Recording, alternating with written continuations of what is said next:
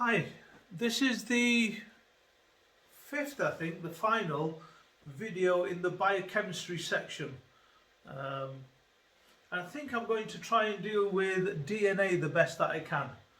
Now, I'm no great biologist, as I may have said before, so I'm going to use a video off the internet, an 8-minute video, but I'm going to try and put in the chemical input, the chemistry that you need for your exam.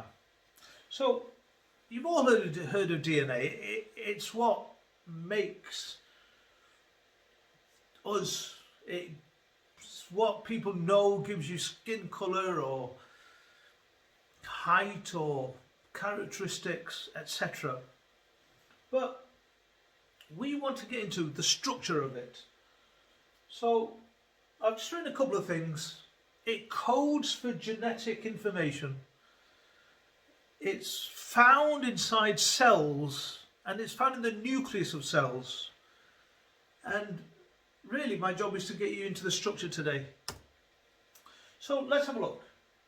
We've done some chemistry before where you guys should know what a polymer is.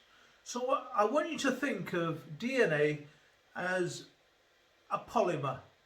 Not just a single polymer, but two polymer strands.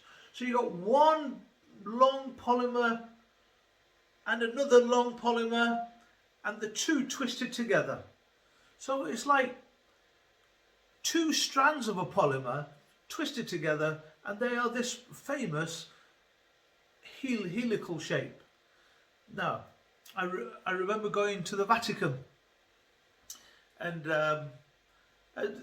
I'm not so cultured, so the Vatican was mildly interesting, but when at the end the tour finishes and you walk down the staircase, wow, my interest lit up, because you walk down a staircase which is a double helix. They've made it deliberately. The Renaissance period made it deliberately so that it would be that twisted helical shape, and I was just taken in awe of it. I spent longer looking at the staircase than I did the great paintings and the great artifacts that were inside. Anyway, sorry, I'm being distracted. So, DNA, it's a polymer. So what's the monomer? If it's a polymer, what are the small molecules it's made up of? Well, it's made up of nucleotides.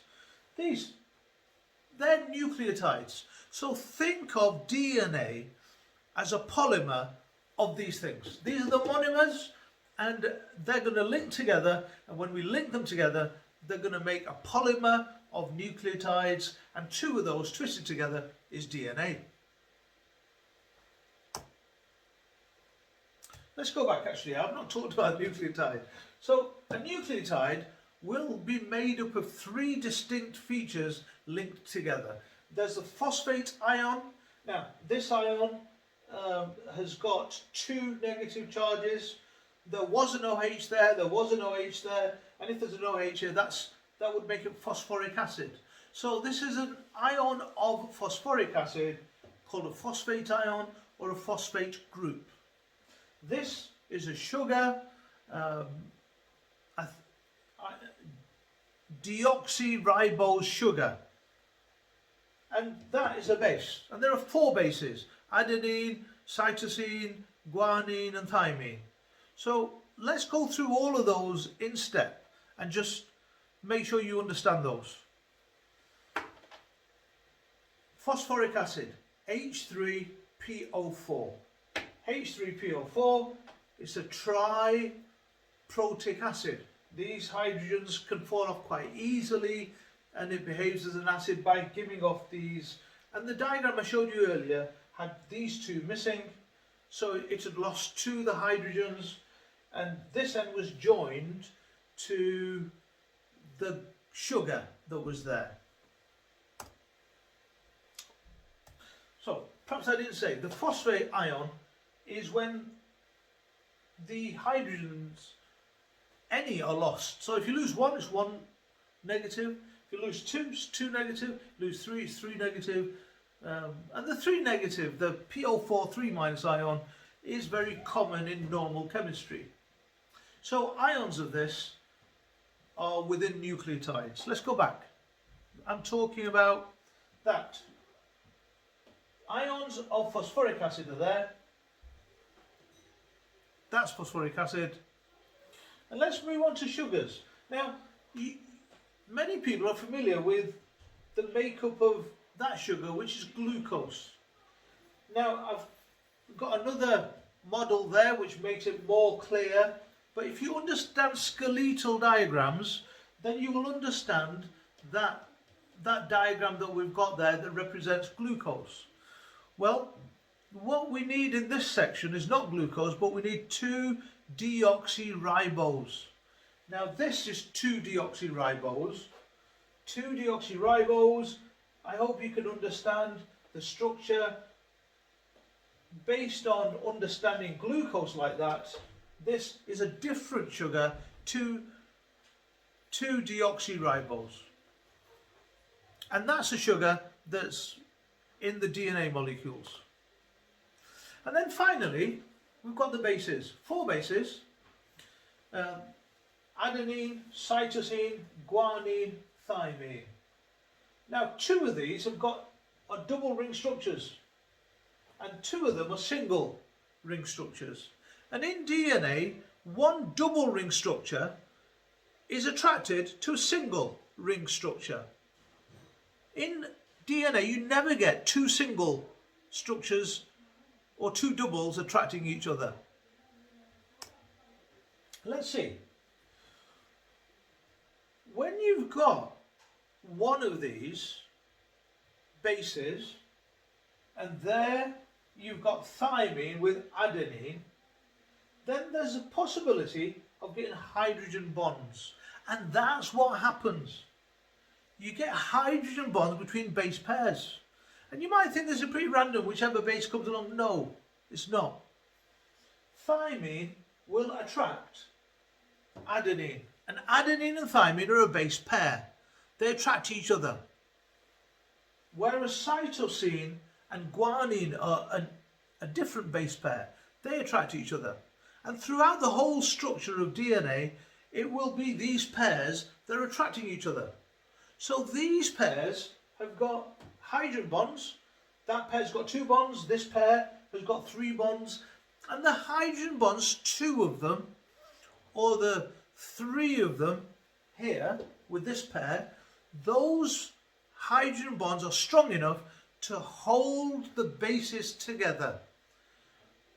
Now you need to understand that because there are 2 strands, 2 polymers, and between them these bases form bridges, and the bridges bring the 2 strands together in 2 polymer chains that are together bridged by these base pairs, and then they twist into an alpha helix. They twist downwards to give you the structure of DNA that you probably are very familiar with. So here, this is the twisting. These are the pairs that are in different colours. You see the longer pair in this bridge is the double ring structure pair with a single ring. Double, single, double, single, and the pairs are exactly like we've just discussed, and perhaps this shows you the structure better. But if you unravel that helix, unravel it and flatten it like a ladder, then you'd see this structure. These are the handrails of the ladder, and these are the rungs of the ladder. And can you see the rungs? Adenine with thymine, cytosine with guanine, guanine with cytosine, and so on. So that there is a nucleotide. You see phosphate, sugar, base. Phosphate, sugar, base. But now these nucleotides, phosphate, sugar, base, phosphate, sugar, base, phosphate, sugar, base. That is a polymer. That's one polymer chain. And then on this side, going the opposite direction, you've got a very similar polymer chain. But in order for the adenines and the thiamines to be correctly aligned, then it has to go in the opposite direction. And in the opposite direction then, you've got same thing, phosphate, sugar, base, phosphate, sugar, base, phosphate, sugar, base. And the hydrogen bonds are the hydrogen bonds that keep the bridges, the two base pairs together, which give you the two polymer strands being bridged in a helical structure. That is DNA. Now, I don't think I've done that well enough, but let's see some good guys doing it. Here we go. So YouTube video I found, I particularly liked it because I thought it was clear and well, I'll let you judge it. 8 minutes 44 seconds. In this video we will study about the structure and function of the DNA. DNA stands for deoxyribonucleic acid, and DNA is the molecule which is located inside the nucleus of the cell, and its main job is to store and code the genetic information of the body. For most of the life cycle of the cell, the DNA is located inside the nucleus of the cell like a coiled noodle. But during the time when the cell replicates, the DNA is arranged in the form of structures which are known as chromosomes. And these chromosomes help to keep the DNA stable during the time of the cell replication. Now, most of you are familiar with the double helix model of the DNA. The double helix model demonstrates that DNA is basically a polymer. To understand the structure of DNA in a better way, you have to understand the definition of a polymer. So the polymer is basically a molecule which is consisting of many repeating units which are known as monomers. If you take the example of a simple polymer called as starch, in this case the repeating monomeric units are known as glucose. These glucose molecules are joined together by glycosidic bonds and they form the polymer which is known as starch. In a similar way, DNA is also a polymer, and in this case the monomeric units which form the polymer DNA are known as nucleotides. Now, this is the basic structure of a nucleotide. You can see that it consists of three important groups: the phosphate, the sugar, and the nitrogenous base. Now, if you want to study the details of the structure of nucleotides, you can refer to the video about the nucleic acids. The link to that video will be in the description below and also on the top of the video. But in a nutshell, you can conclude that the sugar present inside the nucleotide is called the deoxyribose, which is a 5-carbon sugar which belongs to the pentoses. The phosphate group consists of a phosphorus ion to which 4 oxygen atoms are attached. And then we have the important nitrogenous bases, which are organic molecules which contain nitrogen in the form of ringed structures. We have 4 different types of bases that can be present inside the molecule DNA. These are the adenine, guanine, cytosine, and thymine. Now, since we can have 4 different types of nitrogenous bases, we can have 4 different types of nucleotides that are present inside the structure of a DNA. Now, as you can see, these 4 nucleotides are arranged in 2 groups. The first group is known as pyrimidines, and these contain the nitrogenous base thymine and cytosine, which are both single ring bases. And the second group contains the nucleotides, which are known as purines, which have adenine and guanine as the nitrogenous base, which are double ringed structures. Now, in case of starch, the structure is pretty simple, which only consists of long linear chains of glucose or either branched chains which are joined together by glycosidic bonds. This is the chemical structure of the starch, and you can see the different types of glucose chains. But in case of DNA, the 4 types of nucleotides join together in a very complex way to form the double helix structure. Now, if you zoom into the structure of this double helix model of the DNA, you can clearly see that it basically consists of these 2 blue lines which are twisted around each other, and it also consists of these orange lines in the center which connects these 2 blue lines together. Now, to understand its structure in a better way, if we just untwist the double helical model, we will get something which is known as the step ladder model of the DNA. It is also has a similar structure, and it consists of these blue vertical lines and these orange horizontal lines. Now these blue vertical lines basically represent the sugar phosphate backbone of the DNA, and the central lines, which are orange in color, represent the base pairs of the DNA. We will get to these terms in just a bit. Now to understand the structure in more detail, the next thing you have to understand is how two nucleotides are joined together. Basically, we covered this topic in our previous video about nucleic acids, so if you want to learn in more detail, you can refer to that video. The link to that video will be in the description below. Now the carbons present inside the deoxyribose sugar of the DNA are numbered from 1 to 5 in the clockwise direction. And you should remember this numbering of the carbon atoms because it will help you to understand the concept of directionality of DNA. Now what happens is that the third carbon in every deoxyribose sugar forms a bond with the phosphate group of another nucleotide that is present below it, and this bonding extends in both directions. Hi guys, today I want to introduce you to my 5-3-1 strategy. That is the secret sauce to the most successful. Annoying adverts, but so bear with If it. you zoom into this structure, you can basically see that every phosphate is connected to two sugars.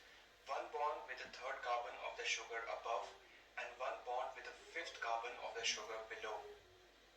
And now again, if we zoom out, you can clearly see that due to the bond formation between the sugar and phosphates, we create this sort of sugar phosphate backbone on one side, and we have all the nitrogenous bases which project out of this sugar phosphate backbone on one side. So what this basically represents is essentially a single strand of DNA.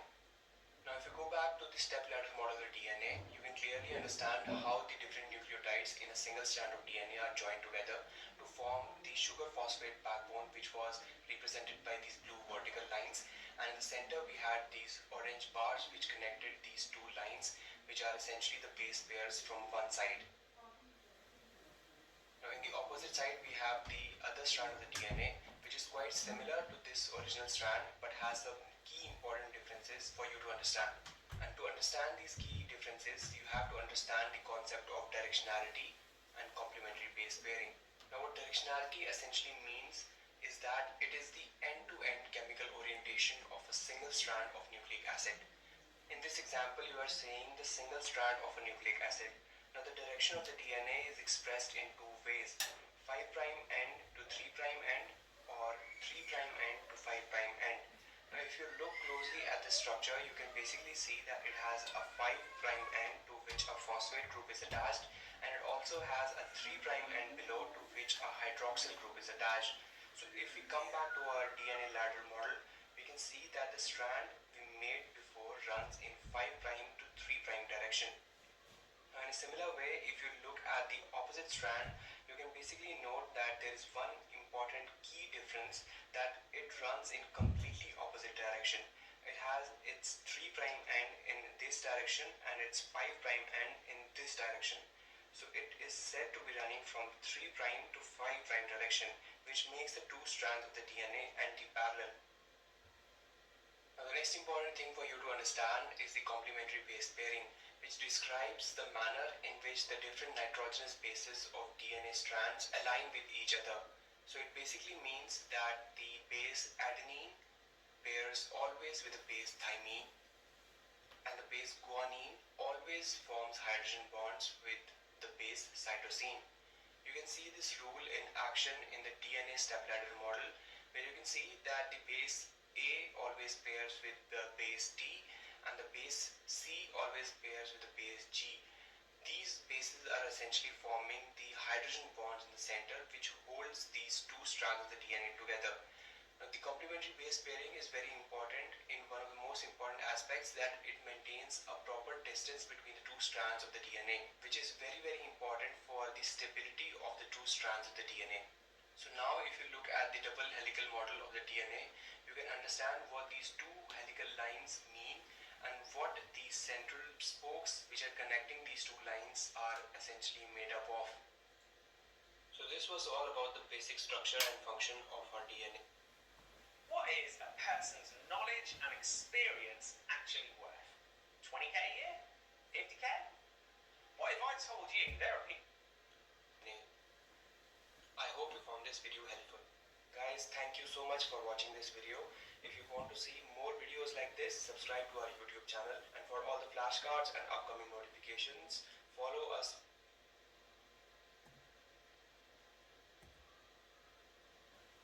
Right, lads, so I'm going to try and get back to my PowerPoint.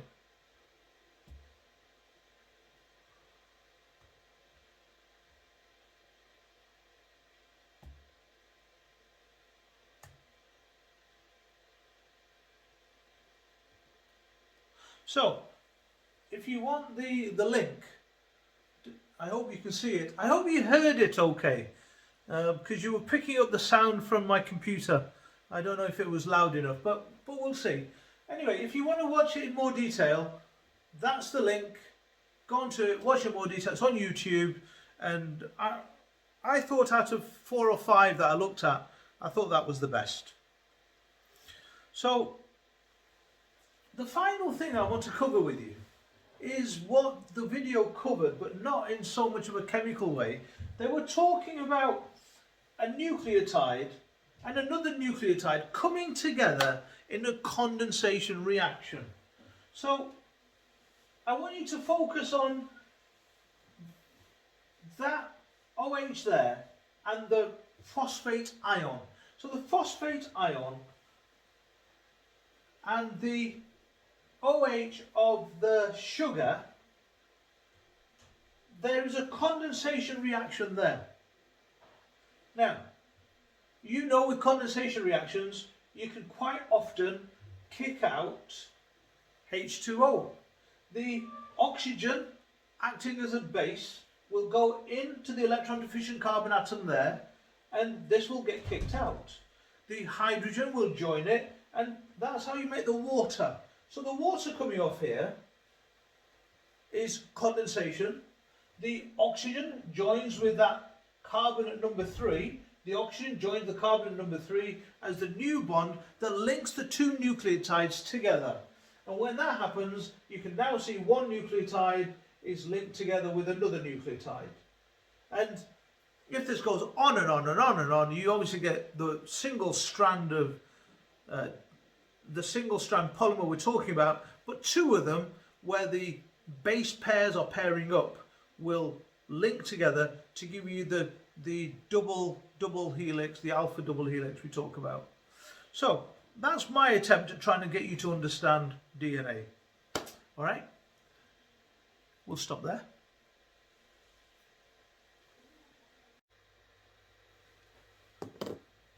So carrying on, I'd like to finally talk about cisplatin. Now, cisplatin is a famous drug used for anti-cancer treatment. If you've done transition metals, then within transition metals, it's one of the examples we talk about of a complex ion.